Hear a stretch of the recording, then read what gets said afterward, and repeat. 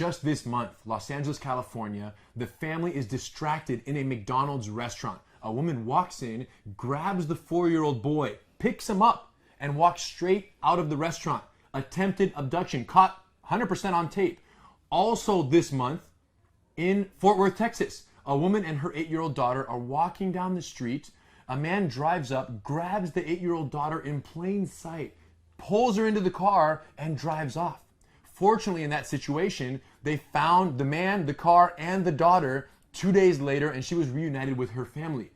But this is happening every single day all over the world, and we have to be ready. This is every parent's worst nightmare. The thought of somebody abducting your child right in front of your eyes is unthinkable. So the question is, what can we do? Here are 3 safety rules to consider when you're out with your family. Rule number 1, prepare your child. And what this means is the most important part of preparation is having a plan.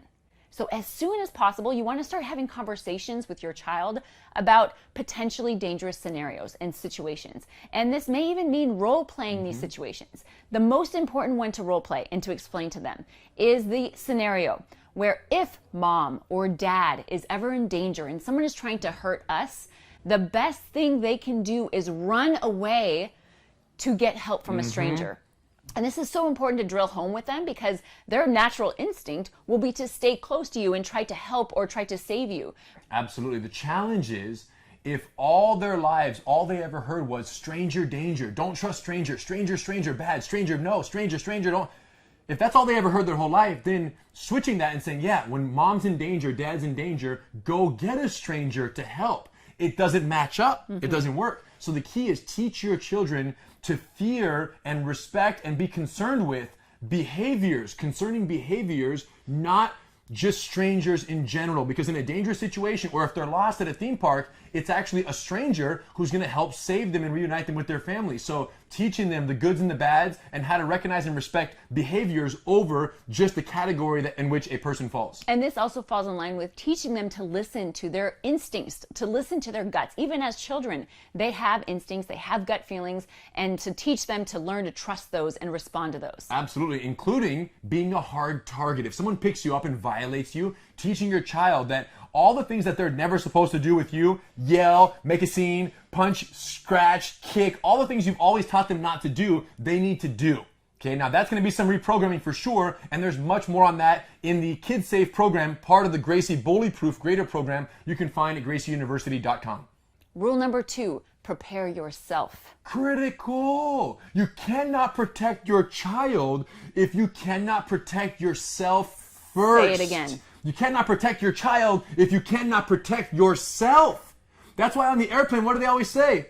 Put on your own mask first before helping others. This applies on an airplane. It applies in a fight for your life. Any dangerous situation, protect yourself to make sure you can be around and be conscious to be able to help those around you. And this means learning self-defense. And there's no shortcut. And if not for you, then for your family. Do it, you guys. Put in the time. There are absolutely techniques you can learn that will make all the difference in the world. We happen to know one of the best self-defense programs out there. And the principles. You can learn principles. The idea of distance management, knowing that there are safe distances to be at in a fight, and there are dangerous distances, red zones and green zones. And you want to know where are the green zones and how to avoid the red zones. But you have to get to class. You have to learn the techniques. You can learn them in person at seminars, at classes, at a certified training center, or online at gracieuniversity.com. But empower yourself. Like Eve said, if not for you, for your family, so you can better protect them in a dangerous situation.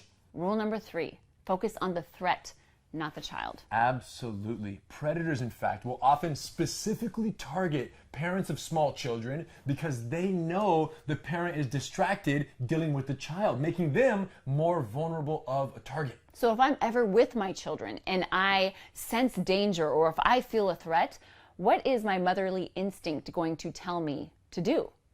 Naturally, to save and to protect my child, to put my hands on my child or try to protect them. But what this actually is doing is what? Exposing me. Right. So now by holding my child and trying to protect them, yourself. I cannot protect myself. And more importantly, she can't manage distance between her and the attacker in that situation because her hands are tied up with the baby or the child. She can't deal with me at the same time and close that to a safe distance that we talked about before. So against all instincts, What we are actually asking you to do is to put the child down and to address the threat one-on-one here. Yes. Now this, you will only be likely to do this if you have already done rule number 1 and rule number 2, right. which is rule number 1 is what? Establish that plan. So the moment you put your child down, or you can trust that you can say, I need you to run and go get help, and that your child will actually do that. So now you can address the threat. And rule number 2, you invested in yourself. So you have the confidence that when you put your child down, you can deal with the threat and protect yourself in that engagement. If you don't believe you can, you won't. And that puts you in an even more exposed state against the attacker. That's right. So this is if you feel threatened. Now, if your child is actually threatened, meaning they actually grab the child, this is obviously worst case scenario that anyone can potentially imagine. Right. And once again, our instincts will likely be to do what? Grab the child right. and try to take them back. Tug of war. This creates a scenario of tug of war. So instead of tug of war, I've got a better plan.